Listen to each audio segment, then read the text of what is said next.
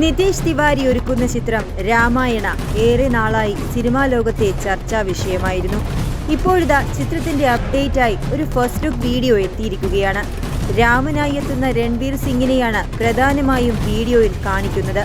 അദ്ദേഹത്തിന്റെ പല ഭാവങ്ങൾ വീഡിയോയിൽ നമുക്ക് കാണാം. കിരീടധാരണം മുതൽ വനവാസം വരെയുള്ള ദൃശ്യങ്ങൾ ടീസറിൽ മിന്നിമറയുന്നുണ്ട്. മികച്ച ദൃശ്യാനുഭവം നൽകുന്ന വിഷ്വൽസാണ് ഈ വീഡിയോയിൽ കാണാൻ സാധിക്കുന്നത്. ഐമാക്സിലാണ് ചിത്രം പൂർണ്ണമായും ചിത്രീകരിക്കുന്നത്. ലൈവ് ആക്ഷൻ സിനിമകൾ പോലെ കൂറ്റൻ സെറ്റിട്ട് ഹോളിവുഡ് ലെവൽ പ്രൊഡക്ഷൻ ക്വാളിറ്റിയിലാണ് ബ്രഹ്മാണ്ഡ ചിത്രം ഒരുങ്ങുന്നതെന്നാണ് സൂചന.